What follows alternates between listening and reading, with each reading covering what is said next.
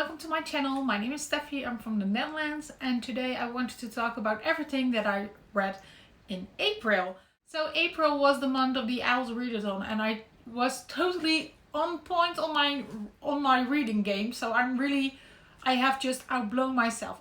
So never have I ever read so many books as in April 2020. Maybe it's because of the virus, but I really enjoyed it, and it helped me to decide that I wanted to make this channel going on, because I had just such a good time and I really loved all the adventures that I went on. So yeah, let's talk about them.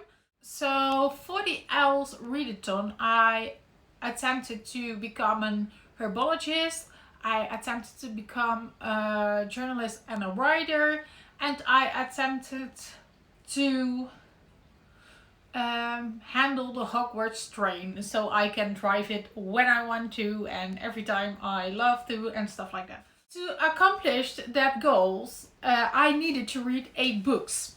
And well, here are like 6 of them, and so in total I have read like 8 books. 3 of them were 4 stars, 5 of them were 3 stars, and I have 1 DNF in the month of April. So let's dive into the books and chit chat about them. Oh no, 2 of them were audiobooks. So I record with my phone, so all the O.W.L prompts are on there, so I have to do it with my brain.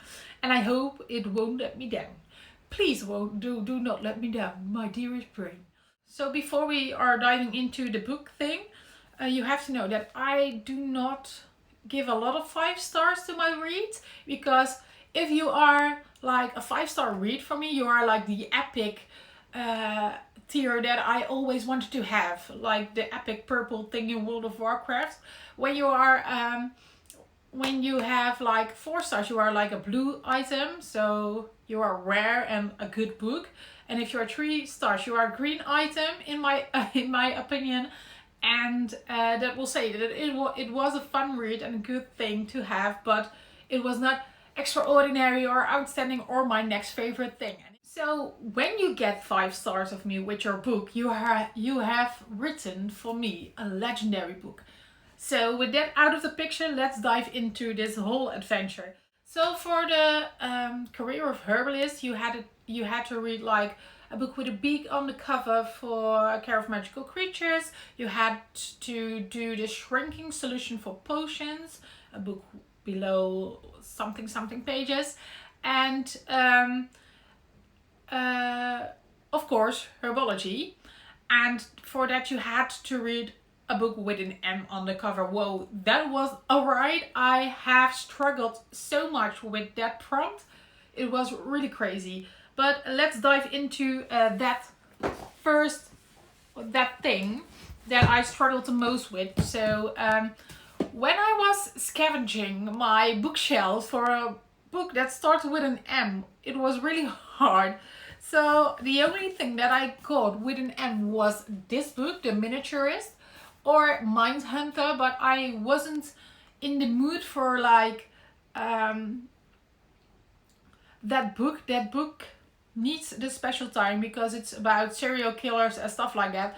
So I wasn't into the mind hunting kind of thing.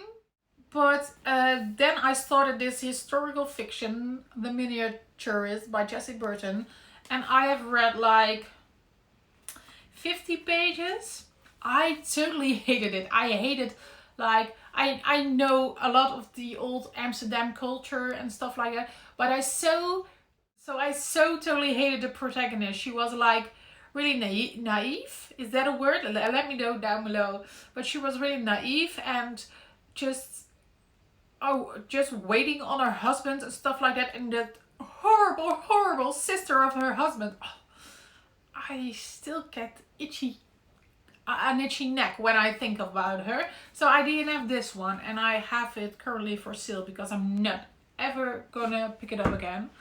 And then I was reorganizing my shelf, and I found this like collection of Agatha Christie stories, and The Murder in the Orient Express was in it. So there was my book with an M with it.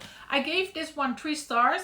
I really liked it, and for the time that it was written, I know for sure that it was like outstanding and amazing, and it blew your mind. But I have read so many crazy stories that I thought it was an easy way, just too easy to go with this murder. So I'm planning to watch the film adaptation and maybe make a book/film talk about it. 3 stars. I did like it though, but it wasn't the next big thing. The next book was like The Shrinking Solution, the Potions class, and for that I have read. And for the Potions class I have read Stephen King, The Green Mile, the first part. So in the Netherlands this book has been published in 6 parts, and it was my first Stephen King book ever, so I'm going to make a whole video about that. But I have given this book 4 stars. I really like the writing style of Stephen King, and it was really creepy, and it only had like 112 pages or something. I really liked this. So I'm going to make a whole video about my first experience with Stephen King and this little book. So the next book that you had to read for herbology was, no, for the herbalism career, was a book with a beak on the cover, and I didn't have any on my shelves. So I went to my audiobook app, and I use Storytel, and I was browsing, and then I found like Sevenster. It's this book. It's a Dutch written book by a Dutch or Belgian author, and she writes like mystery, fantasy, young adult books, and I really liked this book. I gave it like 3 stars, and it's about a girl who find out that she's the last watcher. I'm going to translate it like that because it's literally translated. It's like the last waiter, but it's more like the last keeper, last watcher kind of vibe. So she is seeing ghosts and stuff, and she don't know why, and then she's learning that she's one of the last watchers, and she is keeper of the secrets of the world, and you're just following her story. So that was a very interesting read. It was a fun read, 3 stars, totally liked it. And then I become a herbalist. Did you know, fun fact, that I have like 3 educations in herbalism, and I really like them. I did like 3 courses for an old job that I had, and still loving my herbs and my greenery. Alright, the next career that I want to go on was the career of journalist / writer. Some words are so hard in English.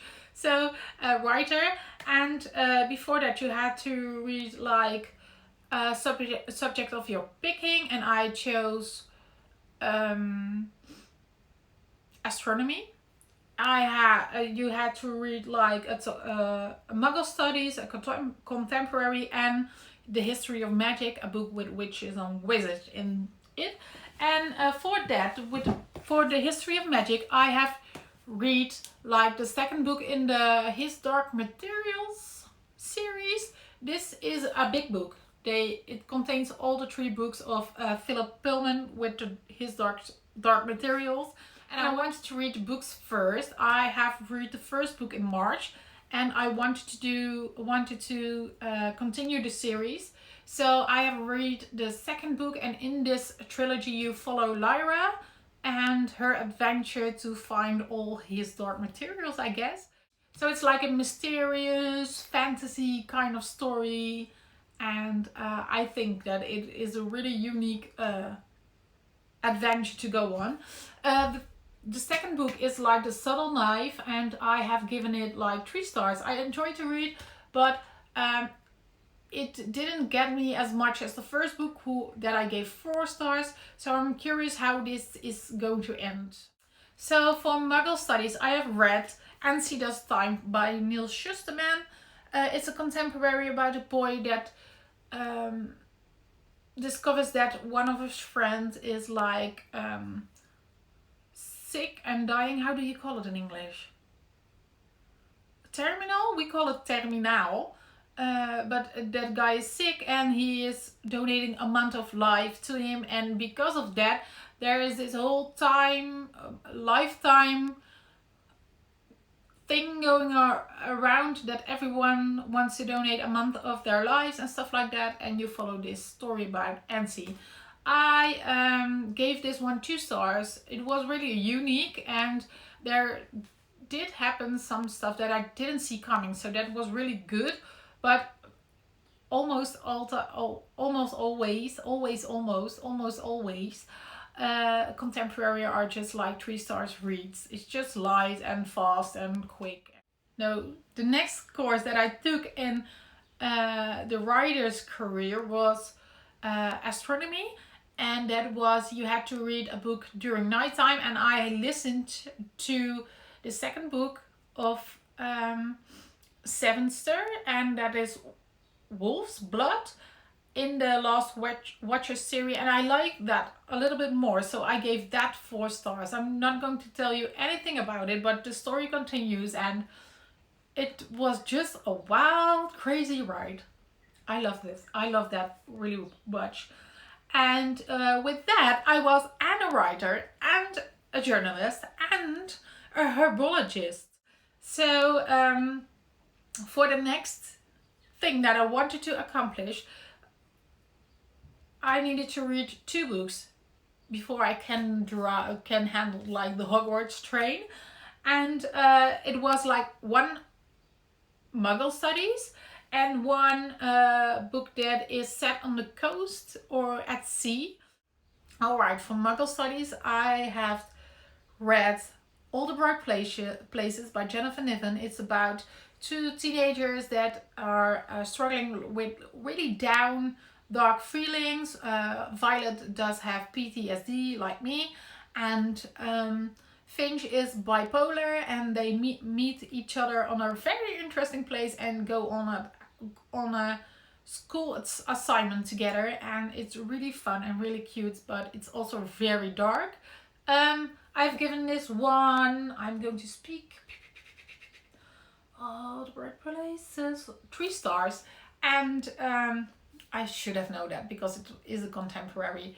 It was interesting, and I have watched the film, and so I think that the film was a good adaptation of it, and I really enjoyed this one. So, and the last book that I've read for Defense Against the Dark Arts is Lord of the Flies. It was my first classic ever, and I really enjoyed it. I did a buddy read with someone from the Discord server of the O.W.L.S Readathon, and oh my god, it was a quite interesting adventure, and I'm really curious to see like to see the movie. It's free on YouTube. I will link it down below because I have saved it in my to watch list. But this was a real wild ride, and I do understand it why it's a classic. It's just because of this you can talk about so much interesting topics in class and with the children, and give them like the morality and